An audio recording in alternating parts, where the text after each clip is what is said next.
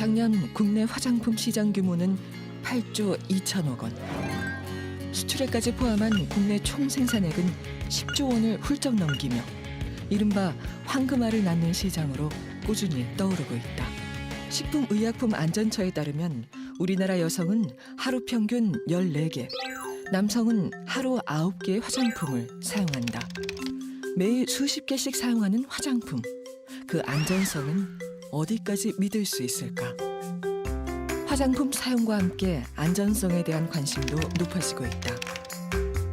특히 화장품에 포함된 성분들의 안전성에 대해 소비자들이 의문을 가지는 경우가 적지 않다. 이처럼 증가하는 소비자들의 알 권리와 화장품 사용으로 인한 안전성을 높이기 위해 식품의약품안전처는 2008년부터 화장품 전성분 표시제를 의무화하고 있다.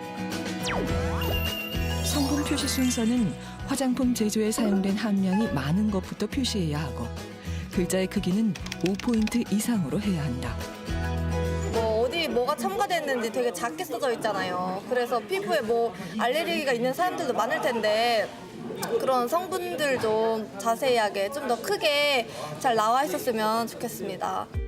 소비자들이 화장품 사용 중 가장 많이 호소하는 민원은 바로 부작용. 하지만 부작용이 일어난 이유가 화장품 때문이라는 인과관계를 증빙하기가 쉽지 않고 소비자가 화장품 부작용에 대한 충분한 정보를 전달받았는지를 확인하는 것도 어려워 화장품 업체와 소비자 간의 불신이 많았다. 이처럼 화장품 안전성에 대해 소비자들은 물론 기업들도 명확한 기준이나 정보가 없어 많은 혼란을 야기했다. 피부가 조금은 민감하기 때문에 아무래도 자연 원료가 좀 뭐라고 해야 되지? 좀 깨끗함, 순수함 이런 거를 좀 강조하는 브랜드를 좀 보고 고르는 편이에요. 소비자들이 화장품을 고를 때 가장 많이 영향을 받는 것은 다양한 광고 그리고 언론 보도들. 하지만 화장품 위해성에 대한 잘못된 정보나 오류 보도는 소비자들을 더 큰 불안감과 혼란에 빠뜨리고 있다. 한 홈쇼핑에서 판매됐던 천연 화장품에서 보존제가 검출됐다는 뉴스 보도가 있었다. 한 시민단체가 한국화학시험연구원에 검사를 의뢰해 나온 결과였다.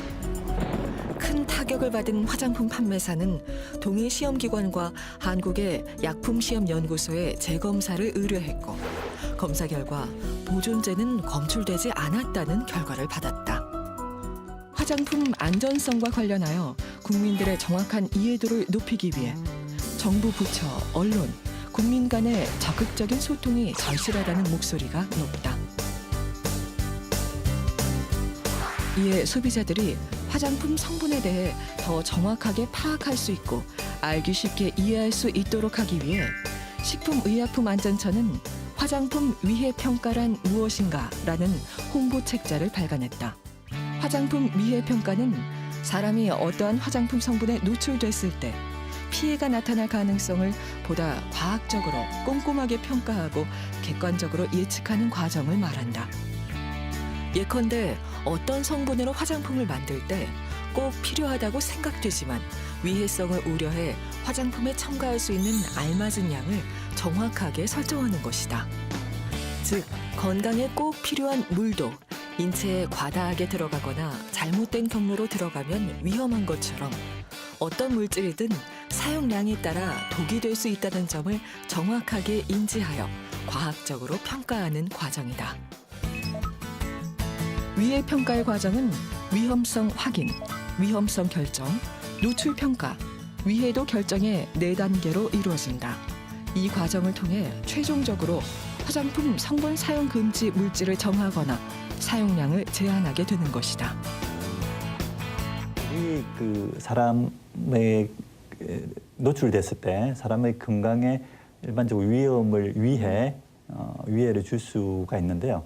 그 위해를 줄 수 있는 것하고 실제 노출이 됐을 때 그게 발생하는 것하고의 어떤 그 가능성을 수치화 평가해서 수치화하는 것이라고 보시면 됩니다. 그래서 저희가 이제 세이프티 마진 혹은 마진 오브 세이프티라는 안전력을 기준으로 그래서 충분히 저희가 현재 쓰고 있는 양에서 확보가 되면 안전하다라는 이런 그 가능성을 주는 거죠. 화장품은 식품과 같이 직접적으로 몸에 들어가서 흡수되는 것이 아니라 피부를 통해 흡수되므로 건강상의 심각한 위해를 일으키는 경우는 많지 않다. 최근 화장품의 사용 연령이 낮아지고 종류가 다양해지면서 반복적인 노출과 많은 사용으로 인해 화장품의 안전성 확보를 위한 노력이 점점 중요해지고 있는 것이다. 화학 성분에 민감한 소비자들의 우려를 덜고 위해 가능성이 있는 성분을 효과적으로 관리하기 위해서는 화장품 안전성을 위한 과학적인 기준 마련과 함께 정보 확산을 통한 소비자와 기업 의식 교육이 중요하다. 소비자들도 정확하지 않은 보도, 소문 때문에 막연한 불안감과 반감을 가지기보다는 과학적 방법에 의해서 체계화하고 평가한 위해 평가 정보를 습득하고 선택하는 자세가 필요하다.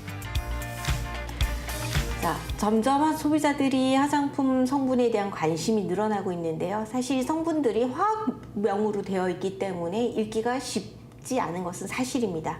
그러나 여기에 대해서 소비자들이 점점 관심을 가지고 그다음에 찾아보고 그다음에 해석하려는 노력들이 계속되고 있고요. 소비자 차원에서의 화장품 포럼 같은 자리가 있어서 화장품에 대한 안전 정보를 어떻게 쉽게 편안하게 이해하기 쉽게 전달하느냐에 대한 연구도 지속되고 있습니다. 화장품 성분 중 위해성이 있다고 잘못 알려졌지만 실제로 적정량 사용 시에는 안전성이 입증된 성분들이 대중들 사이에서는 여전히 위해 성분으로 언급되는 것은 바로 전문가와 소비자 간의 정확한 소통이 부재하기 때문이다. 화장품 성분의 위해 평가, 위해 정보라는 단어 자체가 소비자들에게는 낯설고 어렵게 느껴질 수 있지만 이를 이해하려는 과정이 반드시 필요하다. 이를 위해서는 가장 먼저 화장품 안전성에 대해 올바른 과학적 근거를 가지고 위해성 관리가 이루어져야 한다.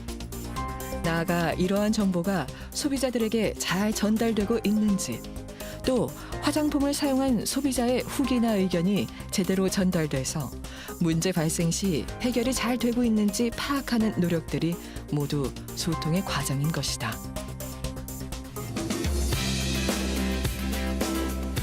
소비자로서의 당연한 알 권리를 누리고 기업들로 하여금 제품 제조 과정에서 유해한 성분을 배제하도록 소비자의 힘을 행사하려면 화장품을 비롯한 생활 속 화학 제품의 성분에 대해 지속적인 관심과 정확한 이해를 가져야 하는 것이다.